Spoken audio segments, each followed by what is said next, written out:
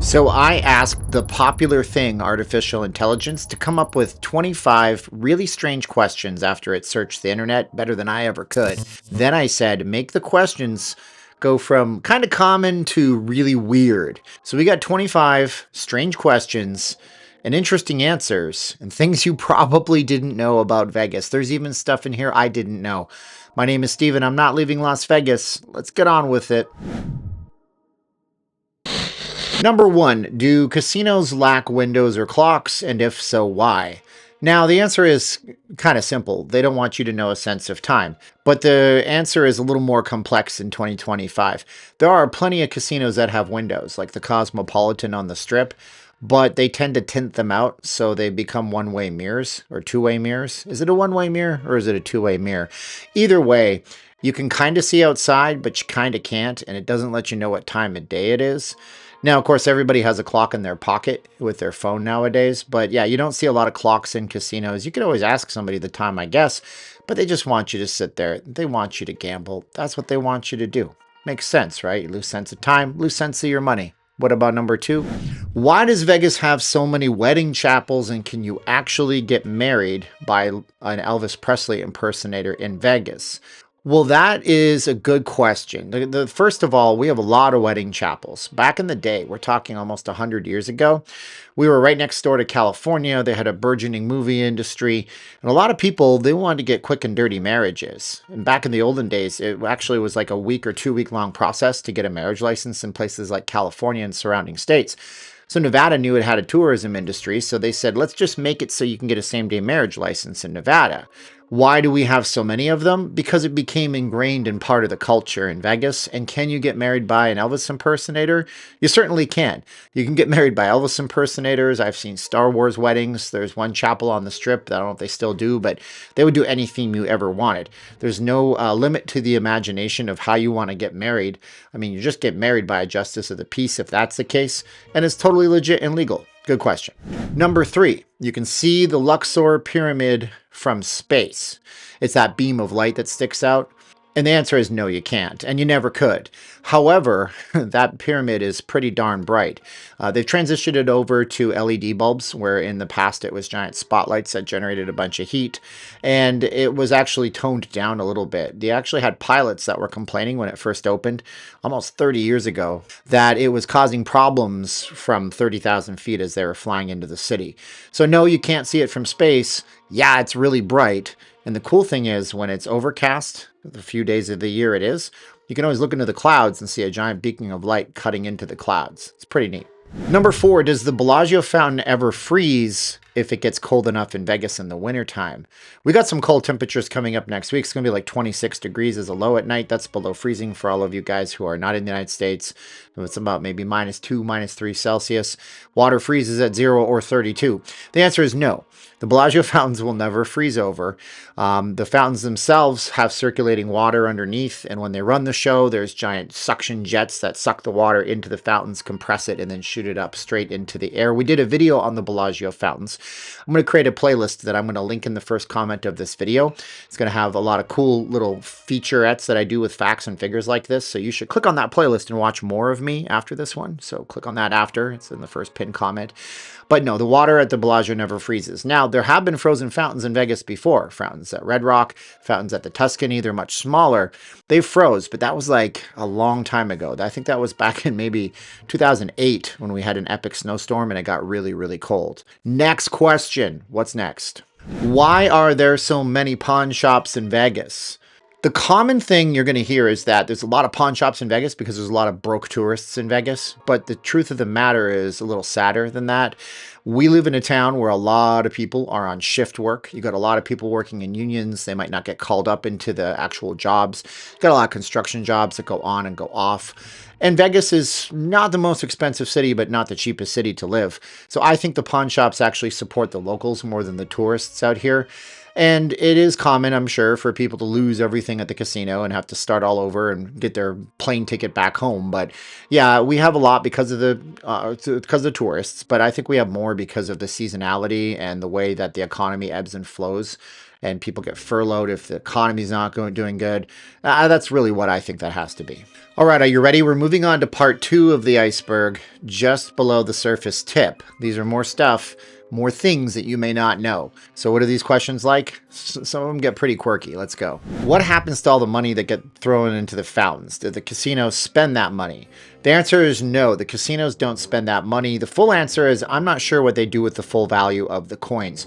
We have this law in the state of Nevada, and it has to do with the Nevada General Fund, and that goes to fund social programs like food programs for those who need assistance, and things for kids and stuff like that, and new mothers that don't have it all together, and that helps.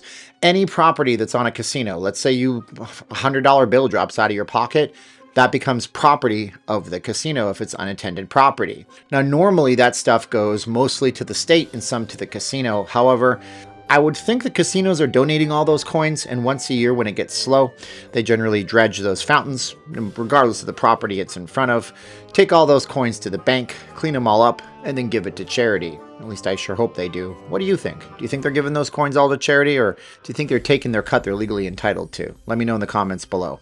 But next question. It's a cool question, and most people don't think of this one. Why does the Flamingo Hotel have live flamingos and birds on the property? Most people don't know that the Flamingo Hotel, iconic, right? Opened in 1946. Coming up on 80 years old next year, next December. They have flamingos, pink flamingos, cranes. Now, some people say, it's just because it's an homage back to their olden days, and it's the flamingo after all. And that's partially it, but most people don't know too. A lot of those birds are rescued birds from California, and they get caught up in fishermen's nets and things like this. That's unpleasant. And then they come to the Flamingo, and they have animal handlers. They're exotics. They live a nice little life. And don't feed the birds. It's bad for them. But, they have a good life at the Flamingo. And go see it. It's free. It doesn't cost you a penny to do. Now you should subscribe because I'm giving you value, telling you free things you can do instead of spending all that money in town. Show us a subscription if this is impressing you at all, or if you're bored. So why are there tiny homes around the Las Vegas Valley? A lot of the tiny homes in the Las Vegas Valley, and there's weird small structures here and there, they were built in places like Boulder City to house the dam workers when it was still called the Boulder Dam back in the 1930s. But also, during World War II, Nevada was used as an arms kind of race state. Most of Nevada is still owned by the federal government, like 80 some odd percent of it is all owned by what's called Bureau of Land Management. And they would build these homes that were small. We would call them portables when I was a kid in Canada in school. And you could just up those and move them so the enemy couldn't know where you were conducting your war efforts to manufacture arms and different things. Nevada has a weird history like that. One of the towns here in Nevada, I'll put on the bottom of the screen, is the birthplace of the stealth bomber. They secretly worked on it. So we got a lot of military. And those structures still exist, and a lot of them became permanent structures in Nevada. They never move anymore, but that's why we have tiny structures all around the valley and the state for that matter. Next up, weird question. Let's get to it. Is there a performing arts center for Broadway style stuff? The answer is yes, there is. It's actually the Smith Center for Performing Arts. And that is over right off the main downtown area. And it's really a 5-star, hit it out of the park, Broadway caliber theater. So if you're into Broadway or you have kids, you can go to the Lead Children's Center up there. And there's a huge arts scene that's developing in Vegas, kicked off with Steve Wynn and the Bellagio with the Gallery of Fine Art back in the 90s. And it continues on to this day. So yeah, if you're into Broadway, go to the Smith Center. If you're into those shows, those kinds of Broadway shows don't generally come to Vegas anymore. Lots of good shows, but they've gotten real expensive. So you may as well go to the Smith Center and get some culture, you filthy animals. But on to the next question. So now we're getting into the quirky and strange set of questions. And these ones are weird and you would not believe them, but they exist. Our next question up is there a secret underground city of tunnels where homeless people live in Vegas? Most of you guys know this, and the answer is yes, unequivocally yes. But it's not secret. It's unfortunately very known. It's hot in the desert. It's 110 to 115 degrees every day for about 3 months in a row. Go underground. You're in the shade. It's a lot cooler. It's cold in the wintertime, relatively freezing when the wind gusts up. You go underground. There's no more wind. The problem with those, tragically, is that when nature does strike and we get any amount of rain, those tunnels fill up and become flood channels. There's a local charity that gets those people out of those tunnels. And before you ask, I'm not going in the tunnels. It's too much of a risk, and I'm not here to exploit the homeless, just to report on what actually happens. They try to get them out of the tunnels. Some of these people want to change their lives around, some of them don't. And it's really a free will thing, because this is the United States, and God bless America. If you want to be a tunnel person, unfortunately, you're going to be a tunnel person until you decide you're not. Next question is not as severe. It's a little more fun, and it's a weird, quirky law that you probably don't know exists. Is it illegal to feed pigeons in Vegas? And the answer is yes. Pigeons are a pest type of animal, but they play an important part in the ecosystem. The thing is, people feed pigeons, they start to kind of like concentrate in one area. They breed more pigeons, they carry a lot of disease. So the answer is yes, it's illegal to feed the pigeons in Vegas. You shouldn't be feeding any kind of wild birds in Vegas, even if they're on the Strip and they're homing and making their home in like the Bellagio Fountain or something like that, because these animals don't belong in an urban setting, but they end up coming here on migratory patterns, and some of them stay. There's a really famous pigeon over at the Mirage, or duck at the Mirage, and I don't know what happened to that duck. We'll have to do a video on that duck. Subscribe to the channel. But on to the next question. The next question is one that many of you have asked, and it's not as exciting as it sounds, but it's more high-tech than it sounds. So the next question is, do casinos pump oxygen in to get you high on life so you will gamble more and get all like excited? And the answer is no, it's not that exciting. But the truth of the matter is on this that we've actually seen a sea change in attitudes. Younger people are smoking less.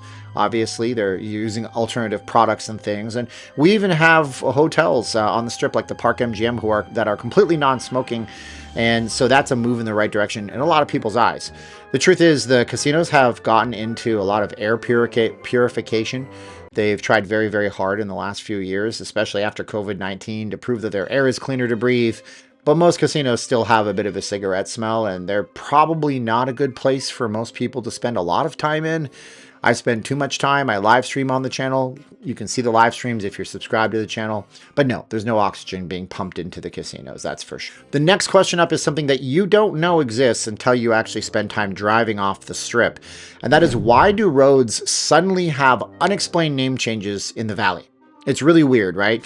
1 minute you're on Spring Mountain Road, the next minute you're on Sands Avenue. 1 minute you're on Sammy Davis Jr., the next minute you're on Industrial. 1 minute you're on Pecos, the next minute you're on McLeod. And this is just bad city planning, I guess, and really fast expansion of the valley. There was a time out here when you would go out to Summerlin and there were bus stops with no buses running because they knew they were going to get there eventually. So we had a lot of expansion really, really fast. We like to name things after people, so we do it in honorary means. And sometimes the roads just change. Spring Mountain Road's been Chinatown forever, but Sands Avenue is right off of Sands, and we want to honor that casino. So it takes some getting used to driving in Vegas sometimes for these weird road changes that come up.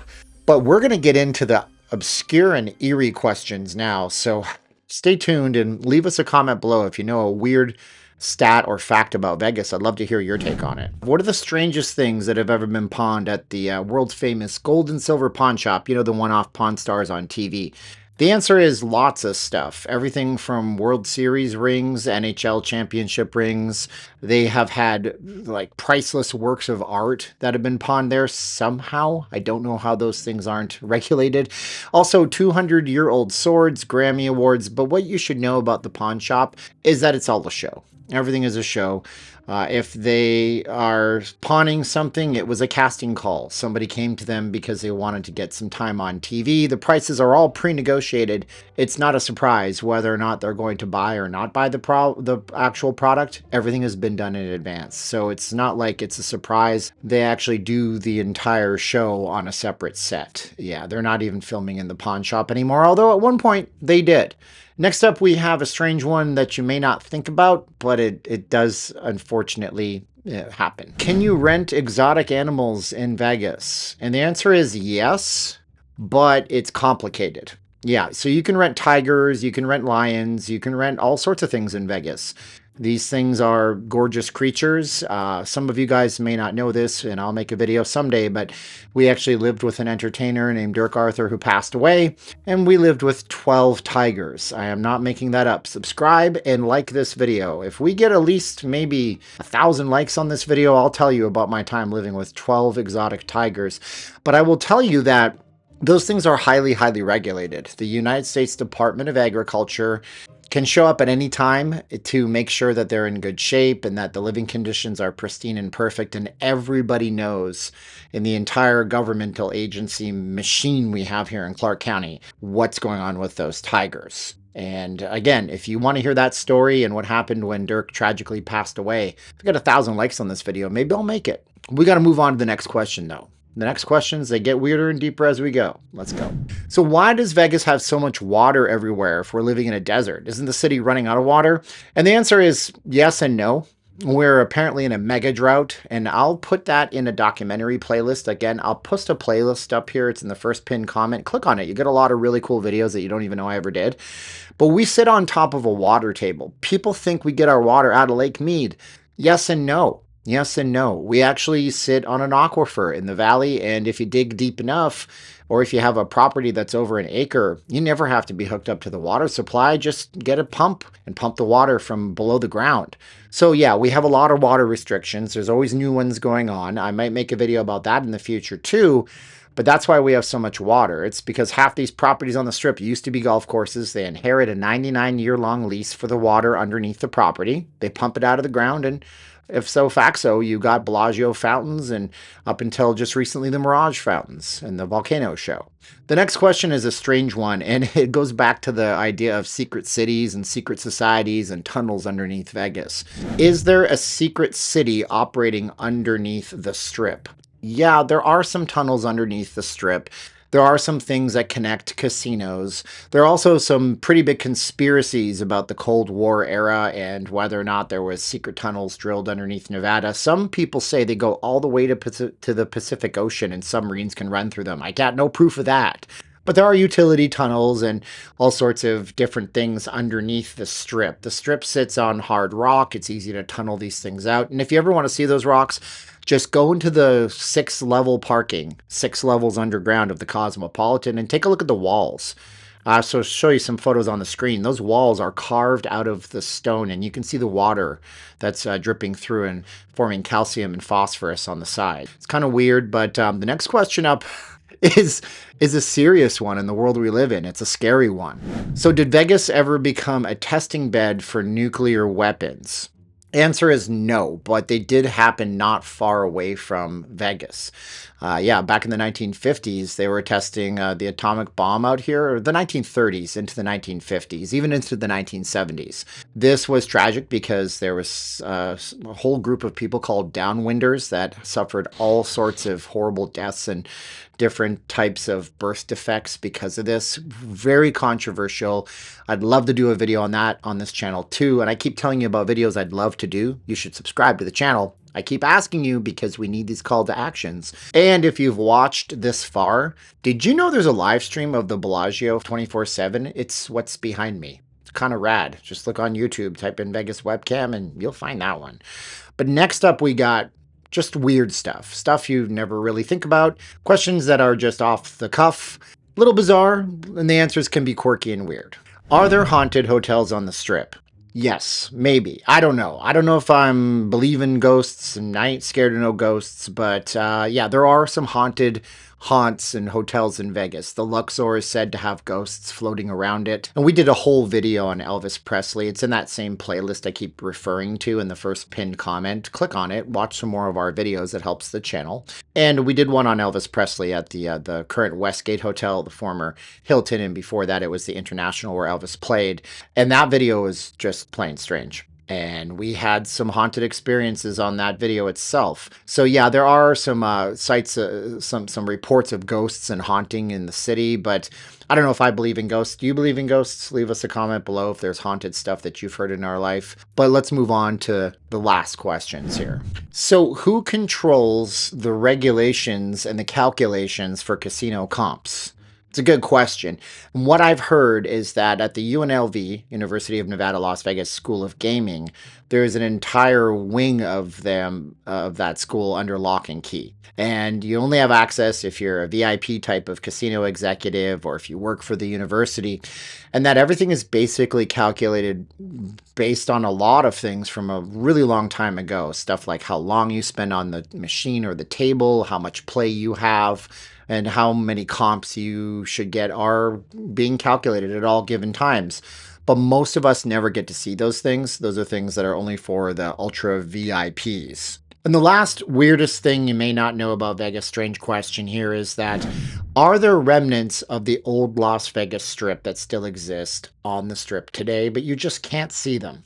The answer to that is unequivocally yes. And I'll just give you a few examples. And if you have any more, leave them in the comments below. But when Steve Wynn was building the Wynn and the Encore, he decided that he was going to save some of the old Desert Inn property. He was going to make sure that it was part of his executive offices. So in the back behind the Wynn Hotel, there are old parts of the Desert Inn Hotel that he wanted to keep for historical reasons. Another one is a hotel called the Marina, which was literally built into the modern day present MGM Grand. One of the towers still exists even to this date. So there is old Vegas that has met new Vegas and has been swallowed up by it, and you wouldn't even know it existed out there. And I guess the next one up and the last one up is whether or not the Luxor Hotel is sinking. And the truth is, yes, no. It was, and it's not anymore. There's this rumor that the Luxor Hotel is sinking. They're going to have to tear the property down. It's going to be gone someday because it is being swallowed up by the sands of the desert. The truth of the situation is that when it did first open, it did have some structural damage that led to the floors being uneven. Those things were quickly fixed, and the property is totally fine now. But you got to understand, these properties are sitting on tons and tons of bedrock and hard rock. They had to use thousands of tons of dynamite to blast out the foundation for what became Allegiant Stadium. And Allegiant Stadium is literally just maybe half a mile away from Luxor itself. So, construction defects aside, the Luxor is not sinking, although at one point it did have major problems. So that's a bunch of weird, quirky questions on Vegas. And if you have any more weird, quirky questions, post them up below. There's a good chance somebody will give you their take. Can't say if it's the right take, if they give you an answer. So always do your own research on stuff. And it's been my pleasure to actually lead you through this strange journey. I've wanted to do an iceberg video for a very long time. Let me know if you enjoyed it, and we'll do more videos like this on the channel. So be sure to come back and subscribe. As always, you've been the best part of my day. My name is Steven. I'm not leaving Las Vegas. God bless you all. I hope you guys are happy and healthy out there. And I hope to see you in Vegas soon. Now's the time of the video where I say 3, 2, 1, click. Are you ready? We say 3, 2, 1, and click!